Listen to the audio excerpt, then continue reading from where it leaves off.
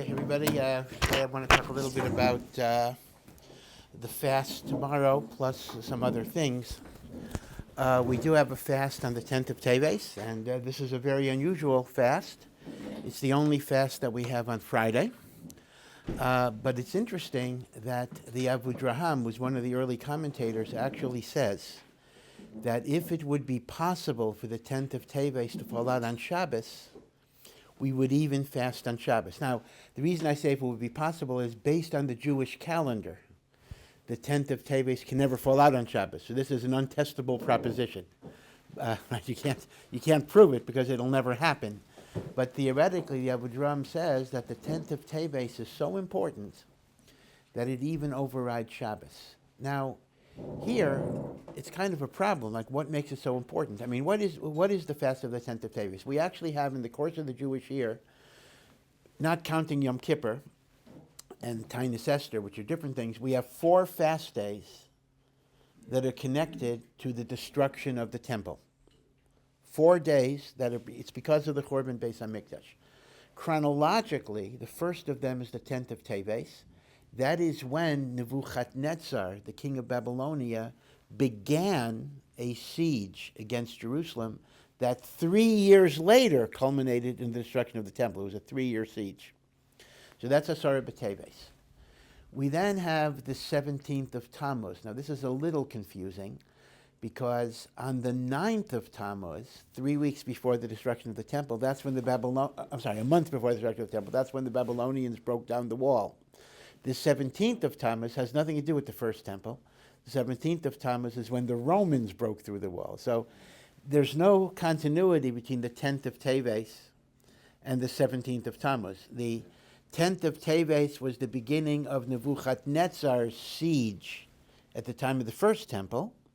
The 17th of Tammuz is when the Romans broke through the wall of Jerusalem for the second temple. In truth, in the first temple, the Babylonians broke through the wall on the 9th of Tammuz, and Chazal actually say we ought to fast on the 9th and on the 17th. But they say that would have been too difficult to have 2 fast days in such close proximity. We then have the 9th of Av. Now, the 9th of Av, of course, is the day that both the first Beis HaMikdash and the second Beis HaMikdash were destroyed.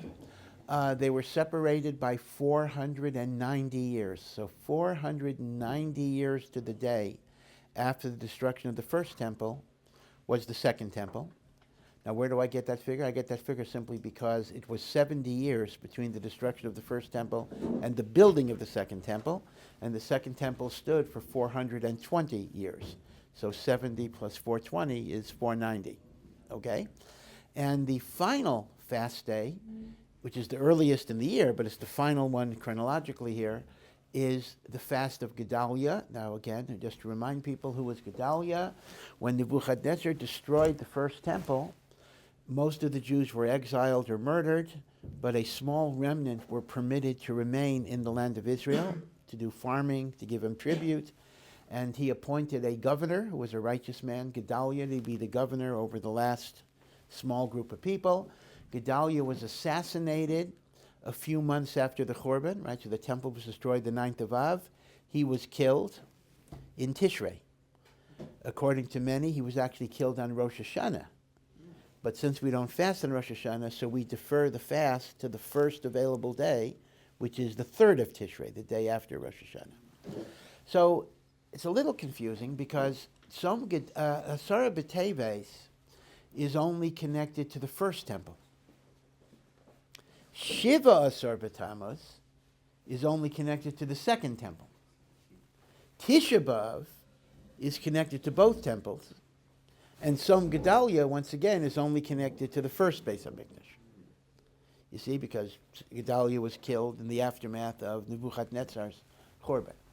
So be it as it may, Asara B'Teves, nothing really happened, meaning it was the beginning of a siege against Jerusalem that did culminate. I mean, nobody died. I mean, Nebuchadnezzar had no success on that particular day. It was the beginning of a siege. So it's a little peculiar. Even if the 9th of Av falls out on Shabbos, the day of Churban, When Tisha B'Av falls out on Shabbos, we do not fast on Shabbos. We observe the 9th of Av, Saturday night and Sunday. So why would Asara B'Teves, which at most was a preliminary to Chorban, why would that be so important that it even overrides Shabbos?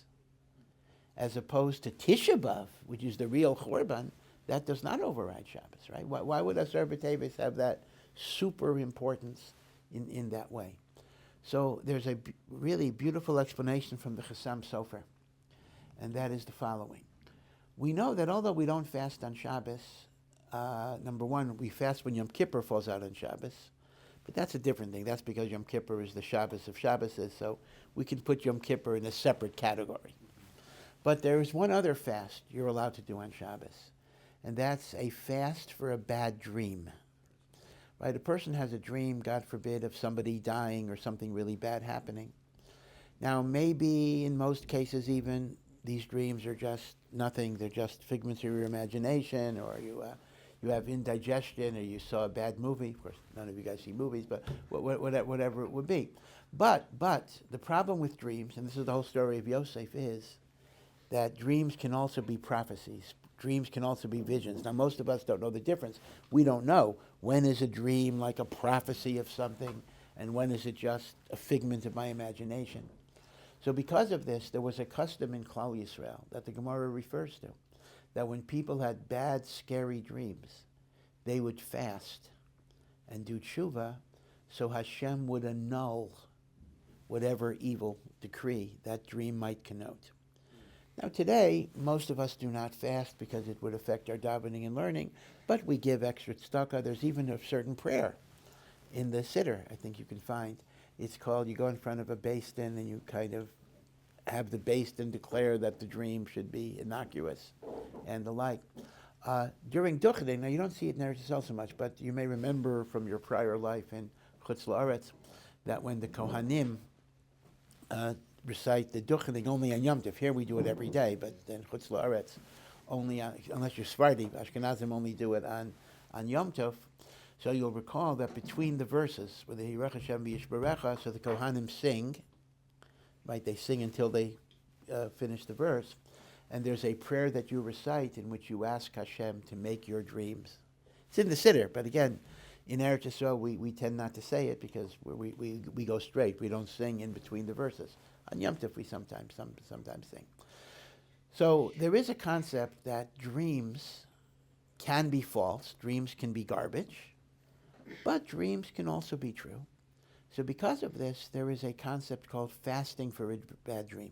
Now, what's interesting is that this is such an important fast that you can even fast on Shabbos. If you had a bad dream Friday night that was scaring you, you are allowed to have a tainis chalom even on Shabbos. But the funny thing is, it's a very funny halacha. You're allowed to fast on Shabbos, but you then must have an additional fast during the week to atone for the aveira of fasting on Shabbos.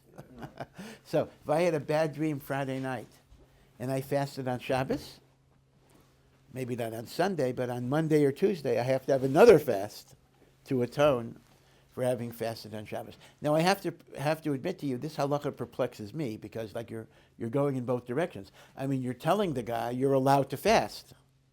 And then you're telling the guy, oh yeah, you're allowed to fast, but it was a sin, and therefore you need to fast for the sin of fasting. I mean, if it was a sin, then why was I allowed to fast?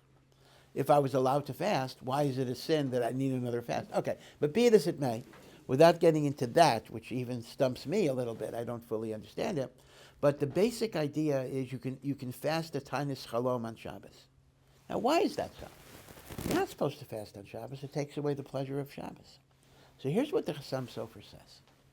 There's a difference between fasting because you're grieving the past and fasting because you're afraid of the future. Meaning, I'm not allowed to fast on Shabbos over sad things that happened in the past. I don't fast over the destruction of the Beis HaMikdash. I don't fast because I'm grieving. But when I'm afraid that something will happen, such as a bad dream, so I'm allowed to fast in order to avert a future bad thing. Now, 10th of Teves, this is what the Chassam Sofer says. On one level, the 10th of Teves is crying over the past. And that would be like Tisha B'Av. But he says a big chiddush. He says, just like Rosh Hashanah and Yom Kippur are days of judgment, God is judging us, who will live and who will die, Asara B'Teves is a day of judgment. God decides on the 10th of Teves if the Jewish people will get the Beis HaMikdash this year or they won't. So I'm not just fasting because I'm mourning over what happened in the beginning of the siege.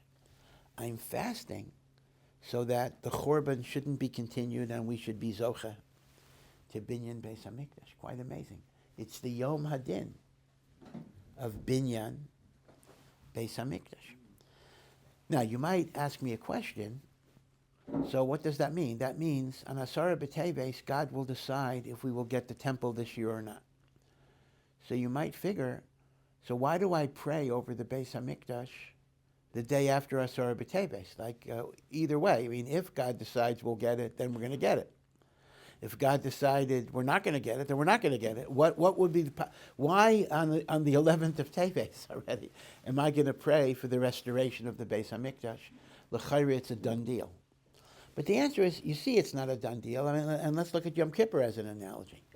On Rosh Hashanah, God decides that you'll live for the coming year, and on Yom Kippur it gets sealed. And Hoshana Rabbah, whatever late date you want to use, but at some point it's decided. So however late you want to go, Yom Kippur, Hoshana Rabbah, Chanukah even, but once it's decided, why do I keep davening?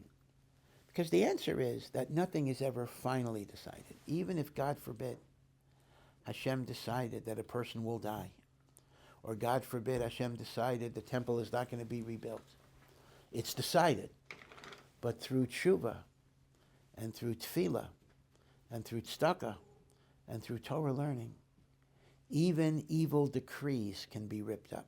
Now, the thing is, it's harder to rip up an evil decree once it's issued than before. So it's actually better for us to put in our prayers now, before Asar B'Teves. Because on Asar B'Teves, it's going to be decided.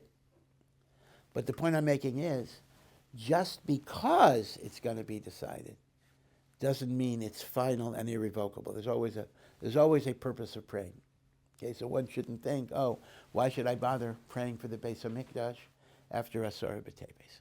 Okay, so this is the importance of Asar B'Teves. It's actually the Yom Hadin of Binyan Beis HaMikdash, and that is why the Abu Draham says we would even fast on Shabbos if it came to that. It's like a Tainis Chalom, that's his analogy, the Chassam Sofer says. But Lamaisa, as I say, this is an untestable hypothesis because the Jewish calendar will not allow it. Now, why is that so?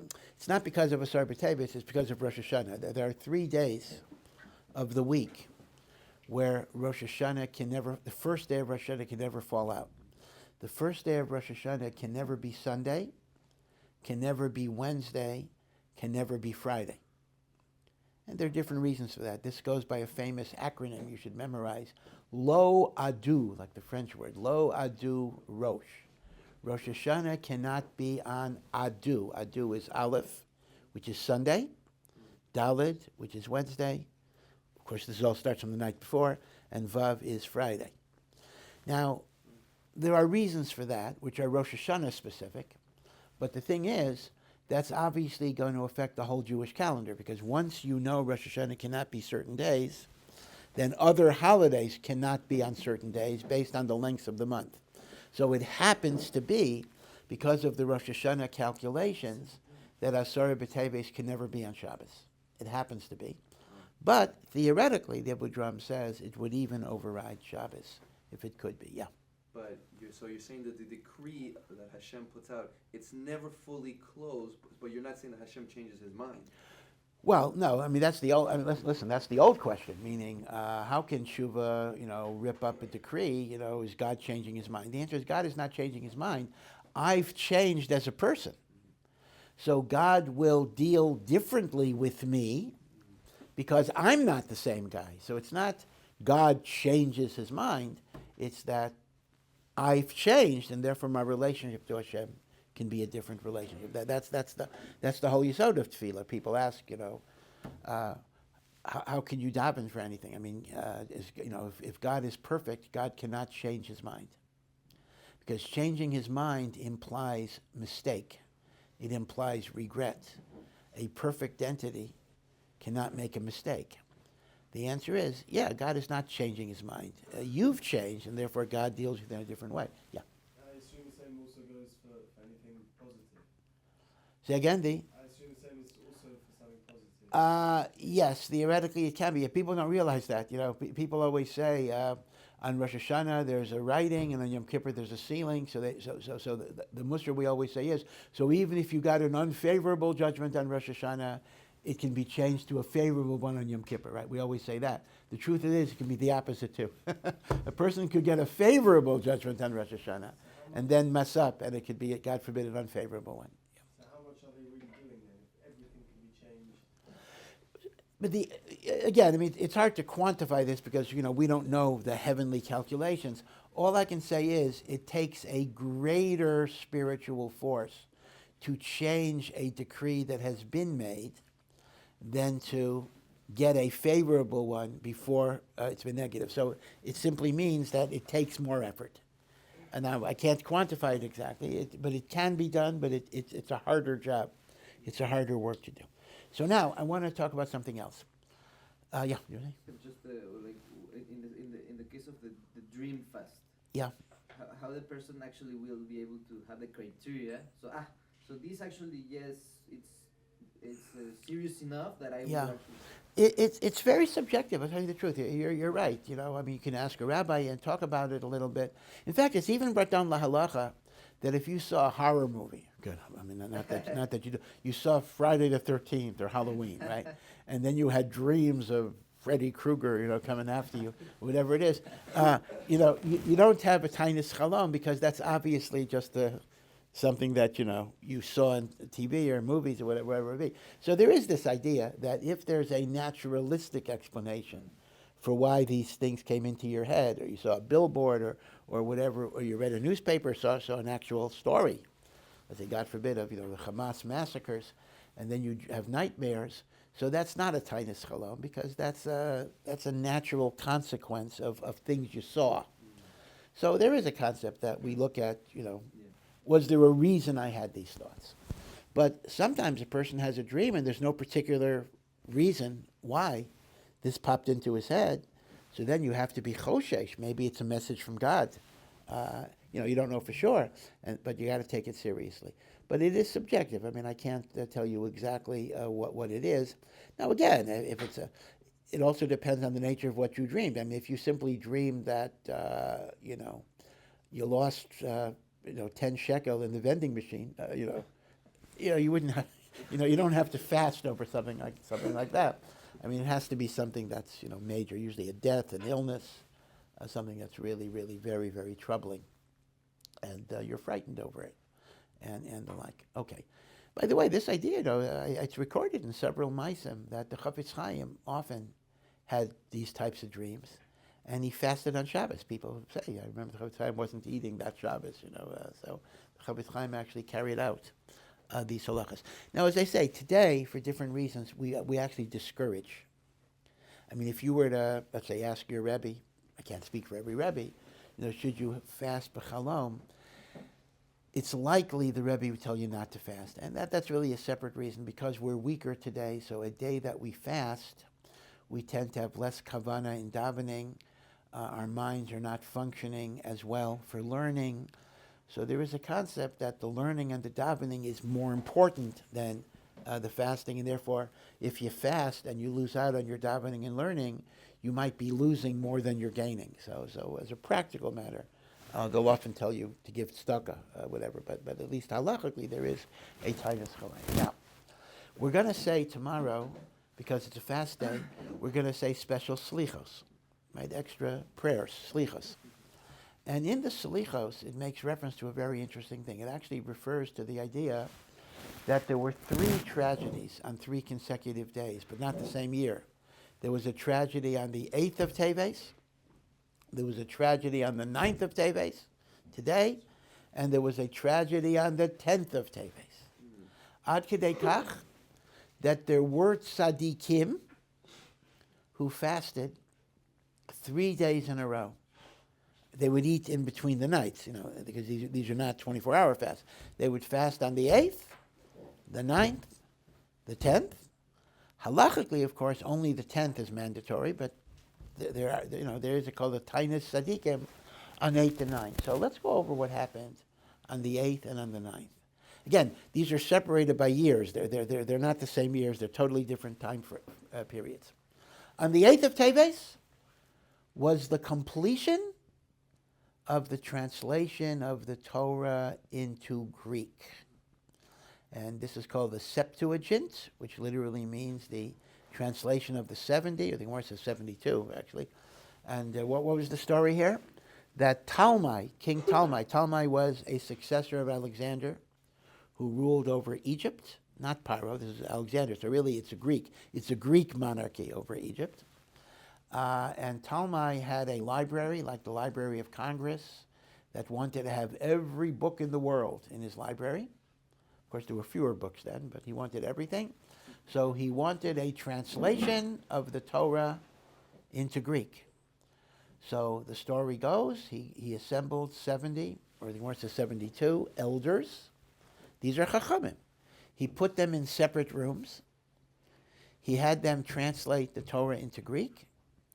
And all of them came up with the exact same translation, including certain deviations that might give rise to heresy or the like. So the Gemara gives an example, Bereshis bara Elokim. So if you translated it absolutely hyper-literally, it means the beginning created God. Now, God forbid, that could be misunderstood as if to say God was created by the beginning of time. So they changed the word order, like we would say in English, God created the beginning. Or another example, Talmai's wife, the queen, her name was the Greek word for rabbit. I think it's Bernice. Bernice actually means rabbit. Now the Torah says the arnevet, the rabbit, is a treif animal. So in Greek it would say Bernice is repulsive. So they figured, they're not going to put something that insults the queen. So instead of translating arnevet to be rabbit in Greek, they made up another word, that which dwells in the rocks, or whatever it would be, right? So this is called the Septuagint. Now, this was the translation of the Torah into Greek. In fact, we have that translation. We have it to this very day. You can get the Septuagint even online, and you can get an English translation of the Greek. You can get a Hebrew translation of the Greek. Now, what's interesting is about the Septuagint, although it was done by the sages, or some sages, it never became part of the Jewish Masorah. The Septuagint had an enormous influence on Christianity. In fact, many of what are called the church fathers learnt the Torah through the Septuagint. So it was very, very influential in the church, lahavdil. But it had very, very little influence on the Jewish people. We go Targum Onkelos, we have other translations that became midrashim that become part of our Masorah. The Septuagint did not become part of the Masorah. But it's interesting that in Alexandria, the 8th of Teves, which is the day that this was finished, was actually celebrated. They were so assimilated that the Jews didn't know how to read Hebrew. So they learned the Septuagint. And yet, what do our Chazal say? The 8th of Teves was a tragic day. And some people fasted because that was the day that the Torah was translated, I'll give you 1 second, was translated into Greek. So the question I want to raise is, why is that such a tragedy? I mean, what is the tragedy of the Torah being translated into Greek that some people felt it should even have been a fast day? So there are a few different ways you can understand it. One way to understand it is, by translating the Torah into Greek, you made it accessible to the non-Jewish world. And once you make the Torah accessible to the non-Jewish world, they have the freedom to introduce distortions and misinterpretations, and therefore it was better not to make it available to the non-Jewish world. That's reason one. Reason two is similar to a problem we have today, and that is the tragedy was not that the Torah was translated. The tragedy was so many Jews needed the crutch of translation, and they couldn't go back to the Torah. This is very similar to the issue of Art Scroll. Art Scroll, which, I love. I know that Or Sameach, if you use an Art Scroll, they're going to shoot you or something. But Art Scroll does a tremendous job, no question. So, are we happy that there's Art Scroll, or are we sad that there's Art Scroll? The answer is both. We are very, very, very happy that there's a tool that is available to help people learn Torah. That's a cause for joy. How many people are able to learn because they have these very good translations and commentaries, right? So I'm very much against people who knock Art Scroll in terms of what they've done. But we're sad that people need it. We're sad that our literacy is not high enough. That people, it's like crutches. Are we happy that there are crutches in the world? We sure are, because people who had broken legs wouldn't be able to walk without the crutches. So I'm certainly happy there are crutches in the world. But I would have been happier if you didn't need the crutches, right? So the second problem, therefore, is the notion, not so much that it made the Torah available to the Goyim, maybe that was even good, but that so many Jews needed to rely upon it. The third problem would be that because of political correctness and the like, the sages had to introduce certain distortions. Now, it didn't change any halachas, but that creates a very dangerous precedent that once, something is not politically correct, you just change it around. Well, today somebody might say, they're translating Leviticus, and they come to the pasuk about don't practice male homosexuality. So, well, let's take that one out because it's going to offend people, right? It would certainly violate Harvard's hate speech. Genocide of Jews is technically not a violation, but saying anything against gay marriage that would get you out in an instant. Okay, but I don't want to get too political about that. But okay, so what is interesting is, therefore, that this was the tragedy of the 8th of Teves, the finishing of the Septuagint. Do you want to say something? You want to? Yeah. No, you had your hand up before. Yeah. Just a quick question. The Septuations, was it related? Did it have any correlation to the Dead Sea Scrolls at all? No.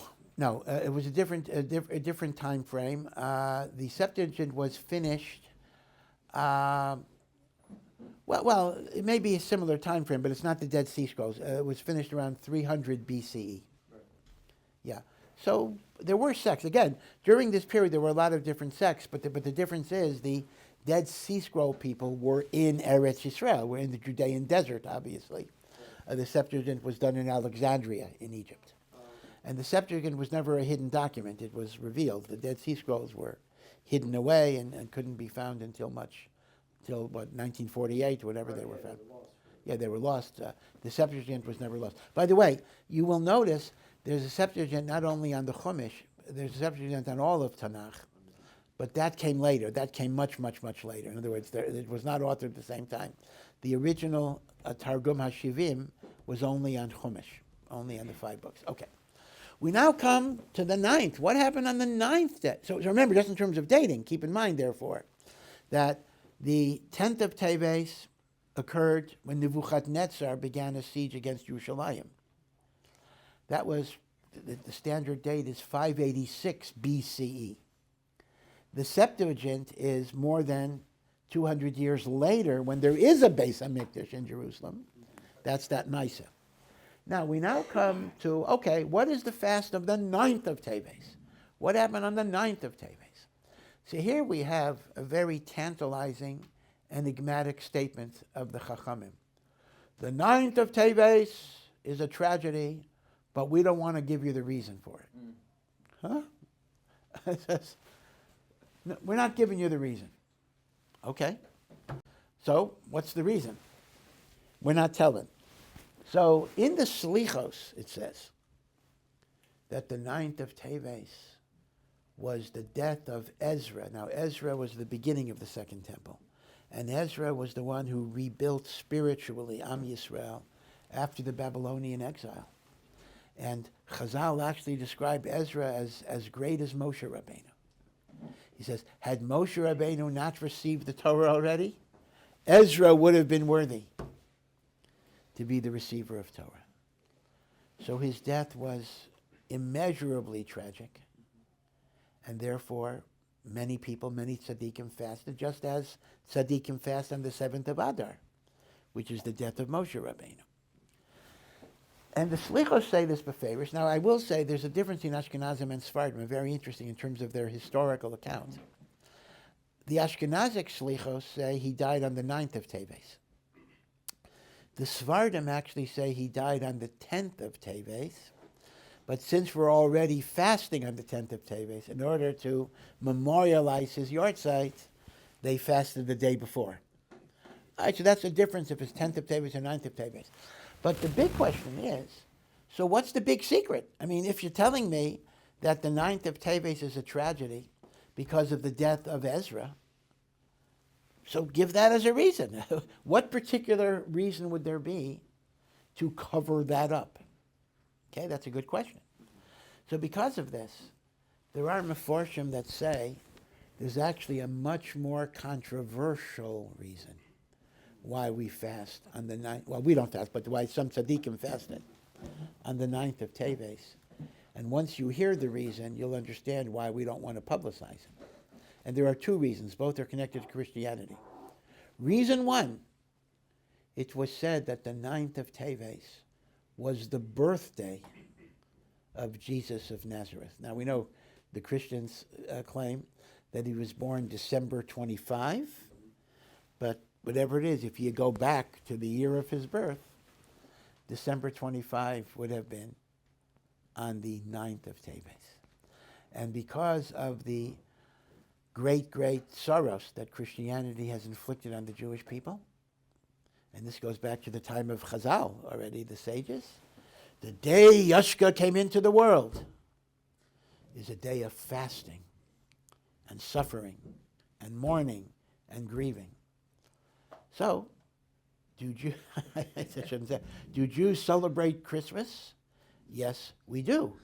We celebrate it by fast. we have, the 9th of Teves is our commemoration of the birth of Jesus, which was done by fast days. Now you understand why the sages didn't want to publicize that. Because if the Christians would think we fast on the day of Yashka's birth, they may consider that a pogrom. They may, use that as an excuse to kill Jews. So that's one Christian reference.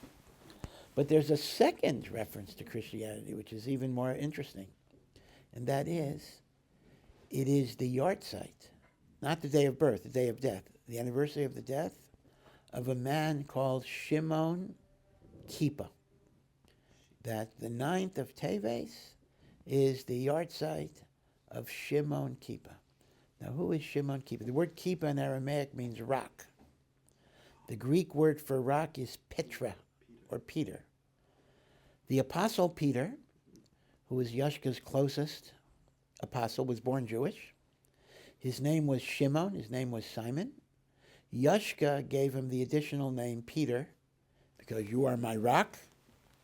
So Shimon Kippur is Simon Peter, the apostle Peter. Peter became the leader of Christianity after Jesus died. The first pope. The pope is the Bishop of Rome. Peter is the first pope of the Catholic Church. And he was the manig, he took over. So why on earth would we fast? Again, we're not fasting on the day of his birth, like Yashka. That's, we're fasting on the day of his death as if his death was bad for us. So there's a story that's brought down in some things that are called midrashim, but they're not really authoritative midrashim, so we can't say they're authoritative. That Shimon Kippur was a very, very religious Jew. and his taking over the leadership of the Christian church, the Catholic Church, was totally l'shem shamayim. And we want to commemorate his sacrifice on behalf of Am Yisrael. What's the story? The early Christians were all Jewish. They were Jewish. I mean, Yeshua himself was a Jew. And they would daven in shuls with everybody else.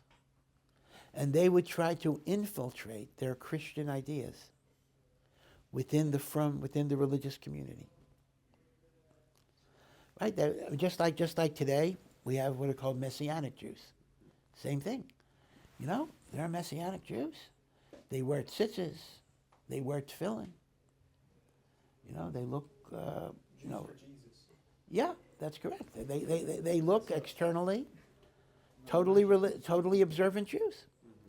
But it's like a cancer because they infiltrate.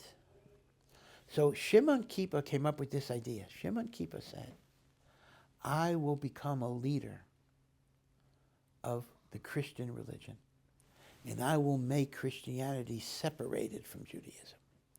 So instead of Christians being in the synagogue, they'll be in the churches, etc.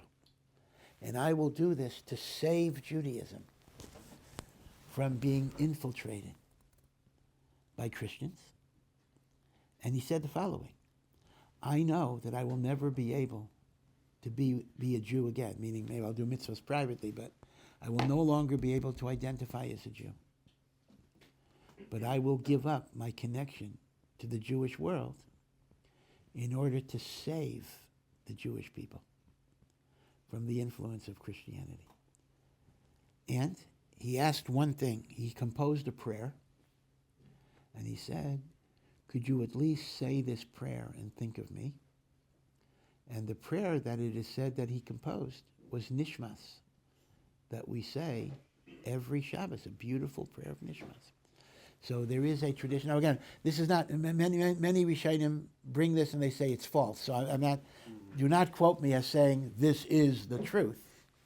But there are some sources that say the prayer of Nishmas, which is a very holy prayer, was written by Shimon Kippur. And there are some sources that say the fast of the 9th of Teves is mourning and grieving over Shimon Kippur.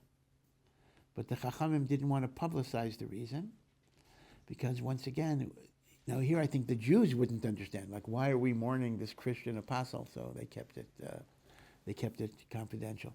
So we have two different reasons we have three reasons for the 9th of Teves. Reason one is it was the yahrzeit of Ezra, but the kasha on that is, why would that be a secret? Reason two, it was the birthday of Jesus. Reason three is it was the yahrzeit of Shimon Kippur. And Shimon Kippur is viewed as a tzaddik. Now, what's interesting is, there are some versions of the story that attribute all of this to Paul. You may have heard this perhaps. Paul never even knew Yeshua. Paul didn't become a Christian till after Yeshua died. But the midrashim that we have do not connect this to Paul. They connect it to Shimon Kippur. That was Simon Peter. And again, it's quite an amazing story. And according to these midrashim, Shimon Kippur was the first pope, but in private, he continued to do mitzvahs. So in private, he put on tefillin, he davened, everything else. But he had to be a Christian during the day because he had to be sure that Christians would not infiltrate the shuls and the like. Yeah. But most people, even people who are Christians, know that he wasn't born on December 25th. So were the sages just going along with what people were saying that he was supposedly born on December 25th, or they actually thought he was born on December 25th? I don't know. I really don't know. I mean, I don't know if they were just going with the conventional date because they didn't bother to figure it out. They weren't that interested exactly when he was born. But he said, whenever they say he was born, that's a bad day for us. So maybe they weren't so interested in the diyukim. But the story of Yeshua anyway, man. I don't know if I want to spend a lot of time on it, and not today at least for sure. Very, very fascinating because there's no question that Yeshua was a Jew. No, you can't question that at all. Chazal themselves. There are a number of passages in the Gemara about Jesus. most of them got censored out because the Catholic Church used to hire Jewish apostates to censor Gemaras. But in the newer editions of Shas, even in the Art Scroll, these passages were restored. And now you can see that, Chazal do have, the story of Yashka and the different things. And he is described as a Jew. He is described as a Jew, but he, went off the derech big time. But it's interesting that Chazal say part of why he went off the derech is his great Rebbe. He had a great Rebbe, a Tana, was insensitive to him. And Chazal actually used this as an example, that your right hand should always draw near, your left hand push away, which means to say the right is the dominant hand. The dominant relationship you should have with a Talmud is one of kindness and bringing him close. And the discipline should always be the weaker hand. And the Gemara gives a story that his Rebbe was too harsh in the discipline, and that pushed him off the derech. And that's a very important lesson in terms of not being too rough with your children, with your talmidim, because all sorts of negative things can happen when that takes place. Okay, so I hope everyone should have a good time tomorrow. We should be zocha to the Binyan Beis HaMikdash. Thank you for listening to this Awesome production. To find out more and to partner in our mission, please visit ohr.edu.